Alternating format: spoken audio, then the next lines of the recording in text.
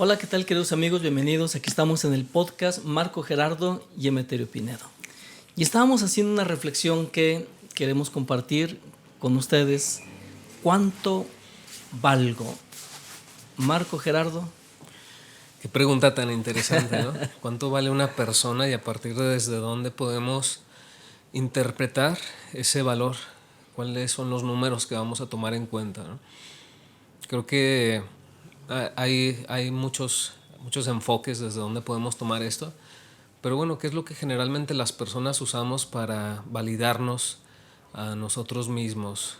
Y la pregunta incluso para quienes nos escuchan, ¿cómo es que tú te validas a partir de cuántos likes tienes en tus cuentas de redes sociales, a partir de cuántos seguidores tienes, a partir de cuánto percibes en ingresos mensualmente o semanalmente o diariamente, ¿no? En cuanto a tus bienes o en cuanto a las personas que cuentas como, digamos, que trabajan para ti. O sea, ¿desde dónde haces tus valoraciones personales? Una pregunta interesante, ¿no? Y entonces, ¿qué implica cada uno de esos enfoques en cuanto a la percepción de valor que nosotros tenemos de las cosas? Porque finalmente el como nosotros vemos el mundo es como nos vamos a relacionar con él.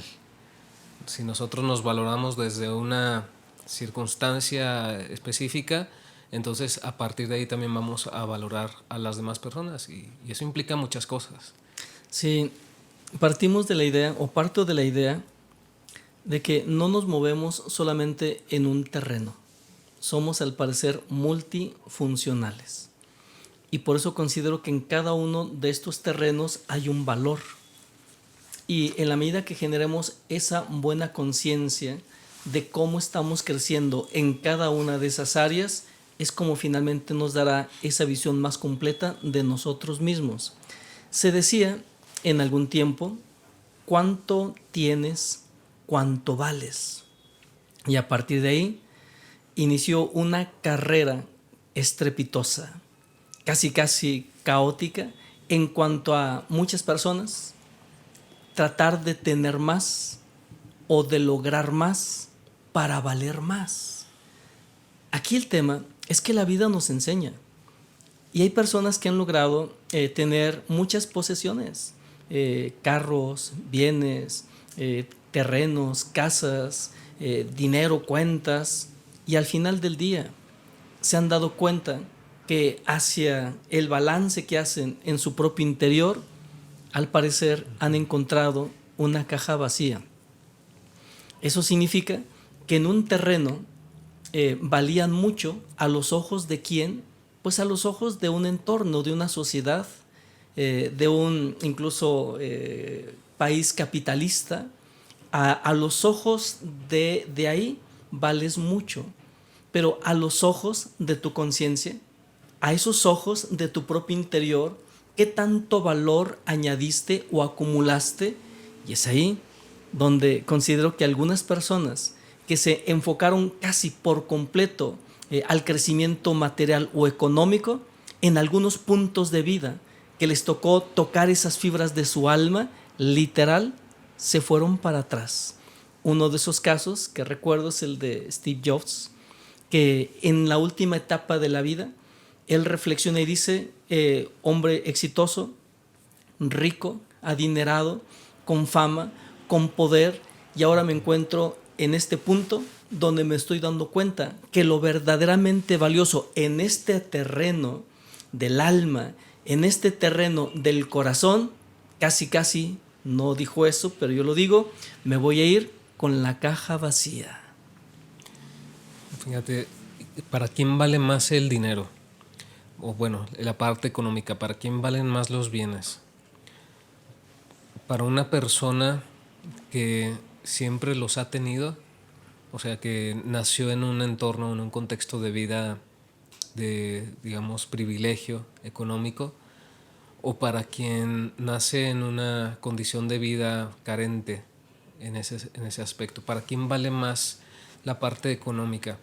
Porque, bueno, de ahí parto con esta pregunta porque realmente sí el aprendizaje que cada uno de nosotros tiene respecto a cómo pasamos nuestra primera etapa de vida y todo lo que fuimos integrando en cuanto a lo que veíamos, en cuanto a lo que escuchábamos, en cuanto a incluso cuál era la dinámica de nuestros padres o de quienes nos cuidaban para esta parte económica y cómo ese valor que se le daba, todo eso para nosotros va a ser escuela, más allá incluso de lo que aprendamos en la escuela como tal, en la escuela como vida, en la escuela como lecciones, en la escuela como te decía, lo que veíamos, lo que de alguna manera nos reflejaba ese contexto de vida, porque hay algo muy interesante, ¿no? O sea, si nosotros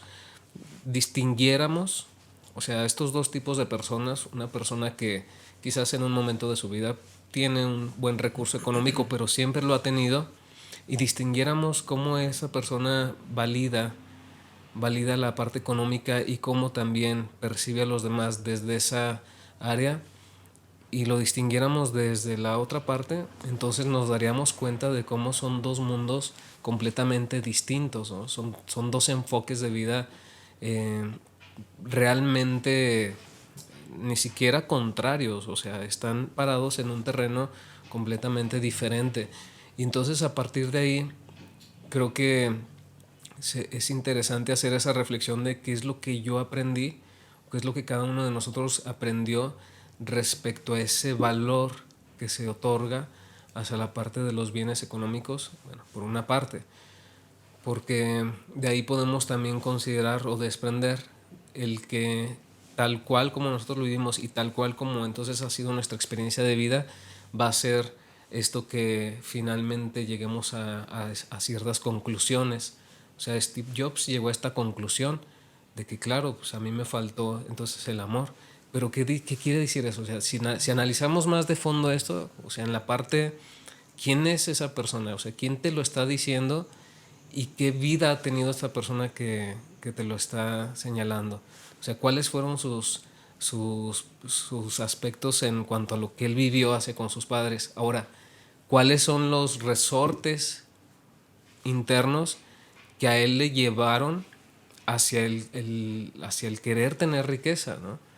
O sea, había un enfoque de quizás algo así como muy natural de la vida, tener bienes, como las personas que decían viven eso desde las primeras etapas de su vida, o había una carencia que se trataba de llenar con la parte económica, o sea, porque ahí entonces es donde se podríamos entender qué fue lo que a él le llevó a descuidar la parte emocional, la parte afectiva, la parte de los vínculos o los lazos humanos y a darle mayor peso hacia lo económico.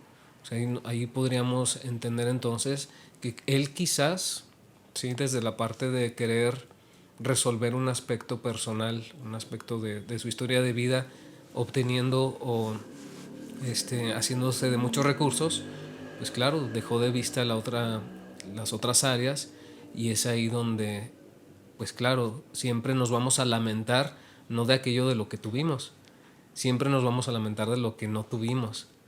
Pero muy curioso porque ¿qué pasaría si una persona en alguna etapa de su vida entonces cae en cuenta no en eso, sino en el aspecto contrario o en algo diferente, donde dijera, pues sí, yo tuve muchos hijos, tuve una familia, tuve tantos vínculos hacia con las personas, pero siempre viví pobreza, ¿no? Y su lamento va a ser la pobreza o la falta de recursos económicos para hacer muchas otras cosas. Entonces, ahí cuenta mucho precisamente esta parte en donde cada persona va a hablar desde su condición y desde lo que adolece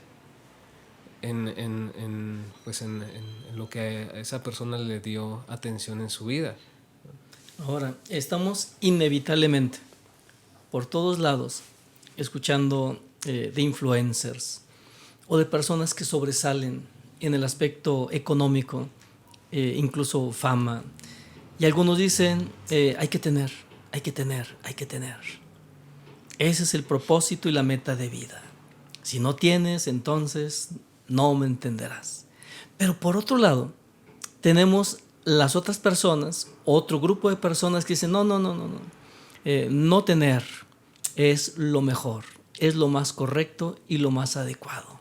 Pero ¿qué hacer? Entonces, ¿tener o no tener? Sí, parece que ahora el dilema de nuestra época es ese, ¿no? Hace poco escuché un fragmento de una entrevista que le hicieron a uno de los empresarios mexicanos de nombre Ricardo y de apellido Salinas. El segundo apellido creo que es Pliego. Y él comentaba algo interesante, porque es un hombre acaudalado, rico. Y él comentaba algo y decía, llega un momento en donde ya tienes dinero. Por lo tanto, ya el tener, pues ya eso queda a otro lado. Se abren otras puertas para ti. Y efectivamente, así lo voy reflexionando. Y Abraham Maslow, muy visionario, también nos planteaba eso, es que no solamente es un terreno en el que te mueves. Y él dice, mientras que no resuelvas el tema esencial o básico de un buen techo, ropa o alimento, otras áreas y otros terrenos posiblemente a ti no te van a atraer, no porque no sean valiosos, no porque no signifiquen para ti. Él decía, lo que pasa es que si no comes, pues ahí te quedas. Pero el detalle es que de pronto podemos desarrollar una mentalidad o una psicología de carencia, como tú lo planteabas, y entonces para tratar de llenar esa carencia, nuestro enfoque va a ser el de la acumulación, y aunque logres y tengas una acumulación enorme, seguirás tratando de acumular, pero ya no tanto porque te haga falta, sino ahora porque eso no es suficiente para llenar ese vacío afectivo o ese vacío del corazón. Pero seguimos en la misma pregunta. Y entonces, como ahí que yo me remito, porque bueno, compartimos aquí con ustedes, amigos, amigas, ya saben, los enfoques en general vibran o giran en torno al autoconocimiento. Y el conocimiento es ese enfoque que finalmente trata de rescatar los elementos que ayuden a generar una mayor comprensión y una mayor luz en cualquier terreno de la vida. Y me remito, por supuesto, a esa filosofía de los estoicos, que por cierto, bueno, yo me siento muy cómodo con ese enfoque. Entonces ellos decían, miren, en primer lugar, hay que diferenciar entre espiritualidad y riqueza. Punto número 1, la espiritualidad consciente no está peleada con absolutamente nada. Es decir, la espiritualidad no está peleada con la riqueza. Lo que pasa, dicen ellos, es que llega un momento de crecimiento interior o de luz interior en donde tú vas a establecer tus preferencias. Y ellos dicen, con ese nivel de conciencia, entonces algunos preferimos desde esa espiritualidad conectarnos con la riqueza, y está bien, porque no es algo que se oponga, no es algo que choque. Pero algunas personas, cuando logran esa mayor luz, prefieren y tienen una inclinación de vida material de carencia, y también está bien, porque esas personas gozan de esa misma conciencia.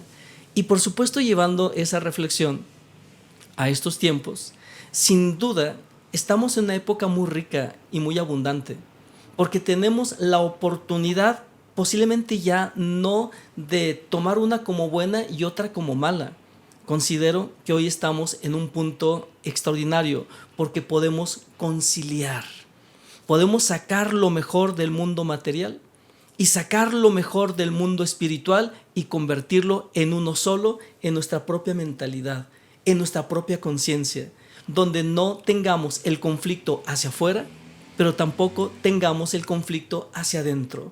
Un gran maestro de luz y conciencia hace algunos años planteaba lo siguiente: es unir las dos líneas de la vida.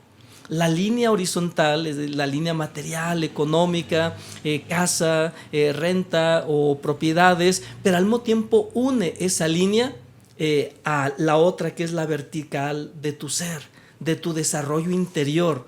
Por lo tanto, considero que el autoconocimiento es lo que puede armonizar esta dinámica ruidosa que se genera pues prácticamente por los 4 puntos cardinales. Sí, yo creo que viene desde el cómo definimos la espiritualidad, o sea, lo que se entiende por espiritualidad. Y es ahí donde encontramos muchísimas versiones sobre esta palabra, este concepto, este valor incluso.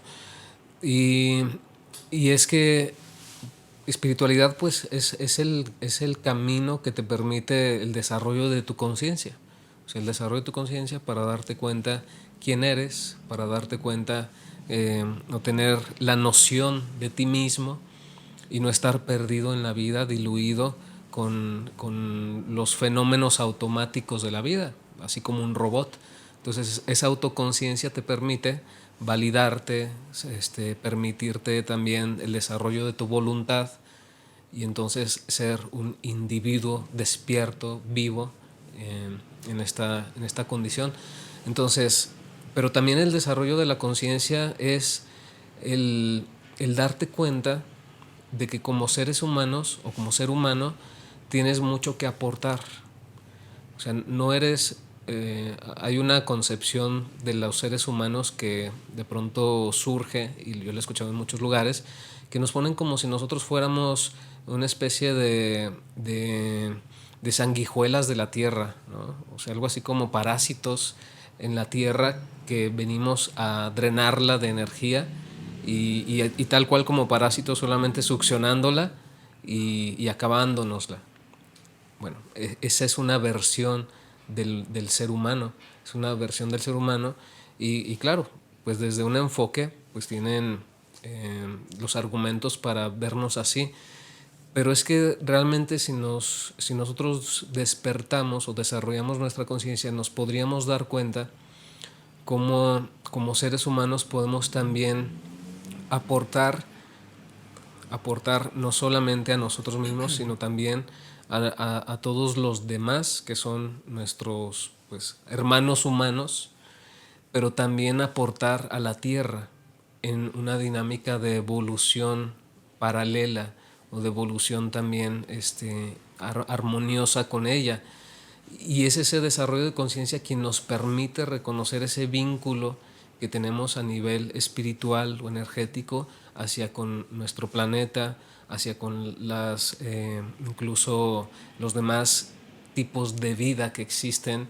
Eso también es un despertar que muchas veces por nuestra automaticidad en la que vivimos, de solamente comer, de solamente solventar nuestros placeres básicos, nuestros placeres más instintivos, pues vivimos como en una cajita muy, muy cerrada, vivimos en una ceguez hacia aquello que no estamos generando, hacia con ese entorno al que pues, tenemos también responsabilidad, sino que al contrario, ahí sí nos convertimos solamente en quienes se benefician del contexto en el que viven y no dan nada a cambio. Entonces ese despertar de conciencia también nos habla de eso, de darte cuenta cómo tu vida es valiosa en función a que te reconoces como ese ser humano capaz de integrar también esta parte armónica hacia con tu contexto de vida. Por eso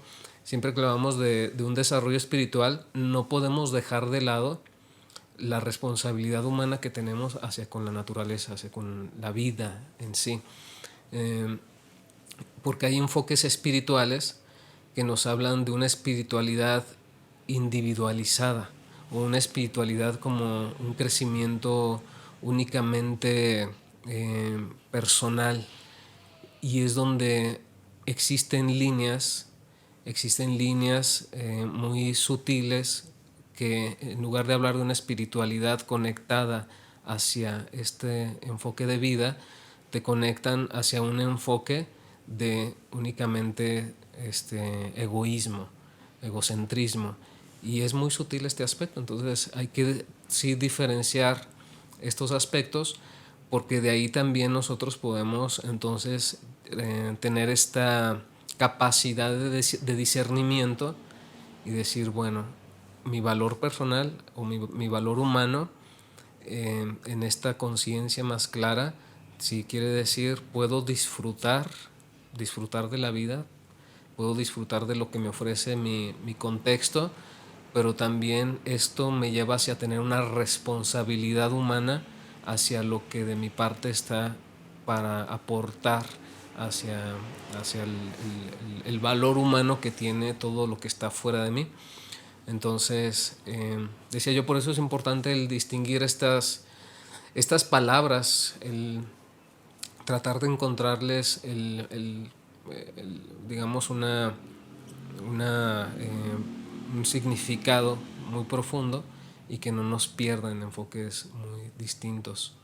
Yo considero que el valor personal está dividido en 3 áreas. Punto número 1, el valor que tengo a nivel del ser. El ser es la parte más elevada que hay en mi corazón y que me conecta con lo supremo, con lo eterno, con lo inmaculado.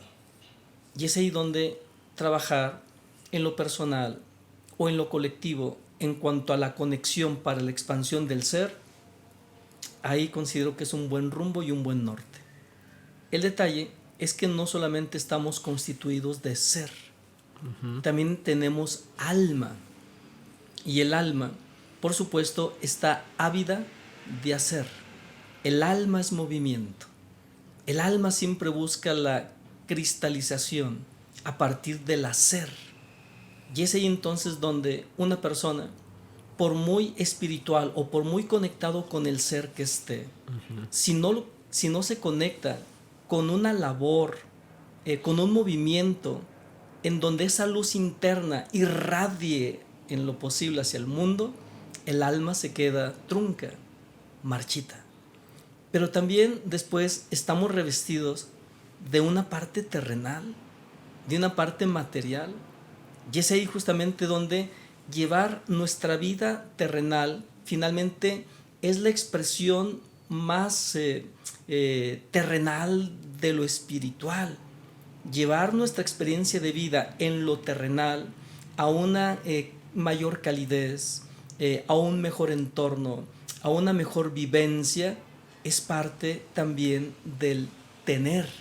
Si tú tienes mejores circunstancias, si tienes mejores posibilidades de acceder a enseñanzas, conocimientos, posiblemente experiencias que lleven a tu cuerpo a un mayor equilibrio, a una mayor vitalidad, ahí, en ese punto es donde tendremos una experiencia de sentirnos más completos y ser más completos. Y es ahí donde considero entonces que podemos conciliar el ser del espíritu, el tener a nivel material, con el hacer, el impulso que trae nuestra alma. También para poder irradiar luz se encuentra la clave que concilia, la cuadratura del círculo para armonizarnos en la vida, tanto de la piel hacia afuera como de la piel hacia adentro. Sí, fíjate, yo desde mi perspectiva, cuando hablo de ese reconocimiento del valor humano, porque también concibo que socialmente pues las personas somos validadas en cuanto a lo que socialmente se ve, ¿no?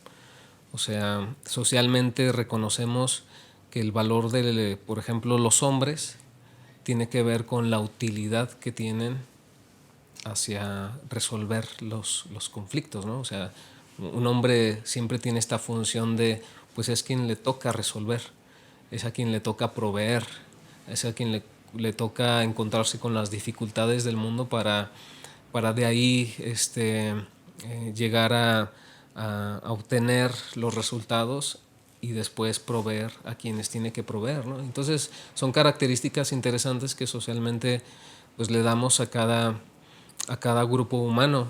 A la mujer también se le da un valor muy en la parte, digamos, social. Actualmente pues el valor que se le da a lo femenino es muy interesante, incluso a veces hasta medio polémico, ¿no? O sea, ¿cuál es la mujer que vale más? ¿Cuál es la mujer a la que más valor se le da? Y entonces, bueno, hay quienes podrían decir, bueno, como arquetipo tenemos la validación de la mujer, como la mujer madre. Es a la mujer a la que todos veneramos, a la madre. Pero, pero también existe socialmente, y más hoy en día, este culto a la mujer como digamos, imagen de belleza, ¿no? Entonces a las mujeres más bellas pues también se les rinde un culto y se les da un cierto valor. Entonces a partir de ahí hay aspectos interesantes que se mueven hoy en día en cuanto a este aspecto de lo que validamos culturalmente, tanto en los hombres como en las mujeres, pero a partir de esas validaciones que se van haciendo como tipo modas, modas porque pues así lo manejamos en nuestros vínculos, también nos vamos contaminando, o sea, psicológicamente nos vamos contaminando y le vamos únicamente dando valor a aquello que culturalmente en ciertos aspectos se le da. Entonces, por ejemplo, una mujer, yo he escuchado a mujeres que tienen crisis interesantes de vida porque no han llegado a ser madres, por ejemplo, y ya tienen, digamos, una edad, pues ya no tanto avanzada, pero sí en un rango de edad en donde ya deberían de haber tenido hijos. Y entonces su valor humano como mujeres, para ellas desde esa percepción que tienen ante los demás, se llega a mermar, ¿no? Y entonces dicen, pues es que no, sí, o sea, no tengo esto, y entonces, ¿cómo me ve mi familia? ¿Cómo me ven mis tías? Mi hermana ya tiene tantos y yo no tengo todavía esa experiencia, bueno, entonces desde ahí afecta. O en el hombre también, el no tener quizás una familia, no tener todavía, por ejemplo, decía el aspecto social, te dice, bueno, como hombre a tal edad tienes que tener tantas cosas resueltas, una casa, un coche, un trabajo estable, una pareja o una familia, un ser proveedor. Y entonces, ¿qué pasa con los hombres también cuando llegan a una etapa de su vida y dicen, pues yo nada más tengo 3 de esas cosas, o una, o media? Entonces mi valor como hombre es menor. Y es ahí, te digo, un aspecto interesante porque todo eso, aunque no lo hablemos generalmente, o sea, son cosas que subyacen en nuestra mente, de todos modos sí tiene una percepción de valor, tanto para los demás como para nosotros mismos, y es importante el reconocerlos. Te decía que para mí en lo particular hay algo que creo que es muy importante que reconozcamos las personas, de que el valor humano es algo muy relativo. O sea, el valor es algo muy relativo y va en función en mucho hacia, o sea, tiene una, digamos, multiplicidad de factores. Pero algo en lo que sí tenemos que tener muy claro es que el valor personal tiene que ver con esta visión estoica también. En el caso del hombre es el valor que te da el tener un objetivo de vida concreto y el esfuerzo que tú vas a manifestar o le vas a poner a ese objetivo, la disciplina que tú vas a conllevar hacia eso, y eso es lo que para mí le va a otorgar valor a tu vida. O sea, y sea cual sea tu enfoque, ¿no? O sea cual sea, si tener una familia es tu visión y realmente conecta entonces con tu finalidad con la cual tú estás aquí dispuesto y decía desde esa conexión profunda de ti, bueno, entonces ahí va a ser definitivo, entonces qué tanto le estás poniendo a esa parte de tu vida, qué tanto lo estás llevando a cabo. Si tu enfoque de vida está puesto, no sé, quizás en un proyecto, en una meta distinta, pues va a ser lo mismo, ¿no? Pero ese valor que va a ser fruto o que va a surgir no tanto de lo que tienes y de lo que culturalmente la sociedad te dice que debes tener, sino en cuanto a lo que tú eres como persona y en cuanto a lo que tú estás, digamos, realizando o construyendo la vida que tú quieres tener. Y en el caso entonces igualmente de la mujer, funciona igual. O sea, no es tanto el valor que tengas, decía, desde esos atributos que la sociedad te pide que tengas, sino también en cuanto al enfoque de vida que tú quieras tener y lo que estás dispuesta a hacer para lograrlo. Porque ahí es donde pues están las más grandes dificultades, ¿no? Muchas veces incluso nos llegamos a escudar en estos aspectos donde le damos un cierto valor a ciertas cosas, o damos valor a cosas que muchas veces ni siquiera conectan con lo que nosotros somos. O sea, donde realmente no tenemos una conexión clara e incluso hasta ni siquiera sabemos el por qué llegamos a hacer eso. Por ejemplo, el tener un trabajo que ni siquiera te gusta, tener un hábito en tu vida donde pues cumples con hacerlo, sí, claro, le dedicas mucho tiempo, pero quizás ni siquiera se trata de un enfoque de reto personal, de donde estás creciendo y donde estás tú llevando un esfuerzo. O sea, quizás ni siquiera se trata de eso. Haces las cosas por inercia, por hacerlas o por cumplir con ciertas cosas. Pero es ahí donde entonces hay un valor que se pierde. En aras de una vida más completa, más radiante, más feliz, más abundante, sin duda hay que consultar a nuestro propio ser. Y a partir de aquí, sí, todas las áreas valiosas y por supuesto en muchos aspectos es mejor tener que no tener. Pero hay que comprender que el valor lo encontramos no en un terreno, sino en diferentes terrenos. Hay que ser, hay que tener y hay que hacer. Así es, bien. Pues bueno, muy interesante esta pequeña charla. Los esperamos para que nos sigan acompañando aquí en el podcast.